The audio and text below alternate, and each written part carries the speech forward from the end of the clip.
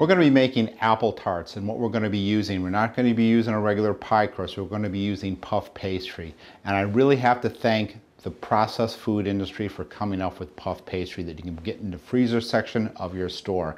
I was at a restaurant and I worked in the pastry department for like 6-7 months, and every 2 weeks we would literally make like 30 to 40 huge sheets of puff pastry this big that we'd freeze for later use in the restaurant, either for the making desserts or actually for making Parmesan breadsticks.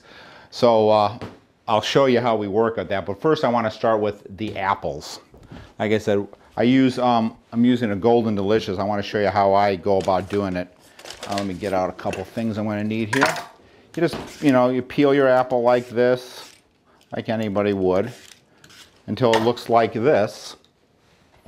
And then you take it and you just cut it like this. You cut it down, and you set it down there. You just cut it almost like that. And then you just take your pieces and you just go like this. Now, you can, if you're really good with a knife, you can do it that way. Or if you really want to cut them thin and you're not that good with a knife, you take a potato peeler and you just go like that. You get the same results. So either way you want to do it, it's fine with me. And but because you get great results. So now I want to move right over here, and I'm going to work with the puff pastry. First we're going to put a little flour on the board, and then this is our puff pastry. Let me move this. This comes right from the store. And this is thawed. It comes frozen, so you let it thaw, and you got to kind of coax it apart. Yeah, there we go. Okay, now sometimes when you take it out and it's still frozen, you don't want to force it because you can see the seams here, you'll crack those. So you just want to kind of leave it tented and let it thaw a little bit more. Just do that, flip it over. Then you want to go down, you want to crimp these edges together a little bit. Just like that.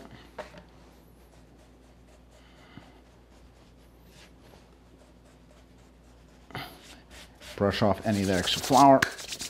I'm going to go over here and grab my trusty rolling pin. And then I'm just going to roll those just to kind of make them a little smoother. Set that there. Flip this back.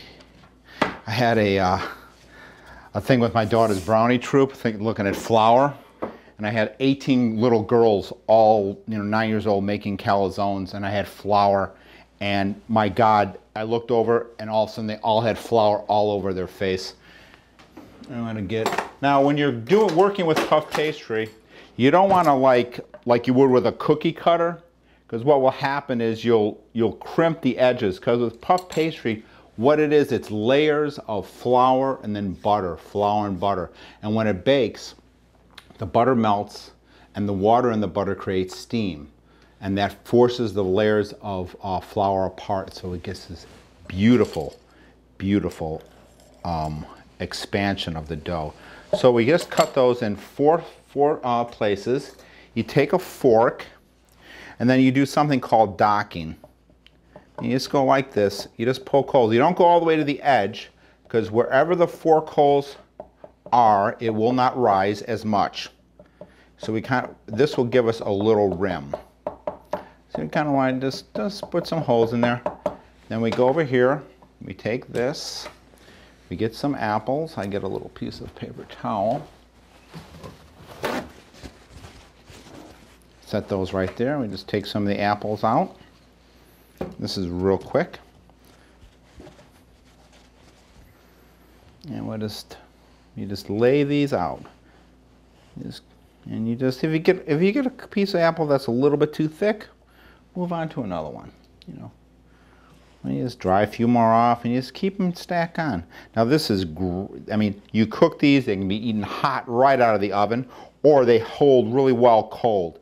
And then you can just take them and eat them like, just like a cookie. You just take a bite of them, they're amazing. Now, We got okay, we have the apples there, and I had some cinnamon. Oh, here it is. Okay, what we're going to do with this is what we're going to do next. We're going to take some cinnamon. I'm going to take a little bit of butter. I'm going to take a little bit of butter and just put a little bit of butter, as if there isn't enough butter in here already. I'm going to take that, and I'm just going to take a pinch of cinnamon. Now this is Saigon cinnamon, and it's really superior to any other cinnamon. And we couldn't get it for years because of, you know, the war in Vietnam. But that has been over for a while, and we now have trade relations with them, and it's a good thing. Now what we're going to do is I'm going to take that. Now just to make sure it doesn't stick, you know, I have to go underneath this, and I don't want to ruin that, so I just dip my spatula in some flour. See, it goes right underneath. I take it, I put it on my baking sheet, and now I have my oven set at 400 degrees. When I cook with puff pastry, it's always at 400. I take this, I just slide it right in the middle, and we're going to let that go for, I'm going to put the timer for 12 minutes. Kitchen timer. Okay, let's check in 12 minutes. Fine, timer's going off, let's take a look.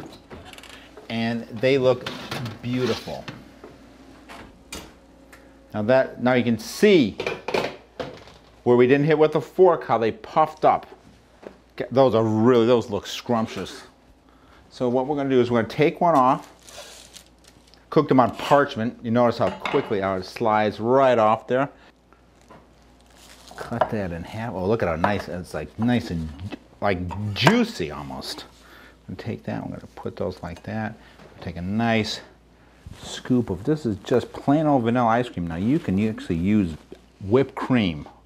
And you just put the ice cream right there in the center. I'm gonna warm that up though. There we go, that's good to go. Now if that wouldn't, and then, you know, for anybody who wants it, we'll put that little bit of mint right there, but you know, right there, you know, I would love to have that, and I'm going to have it in a little bit, so let's break bread together.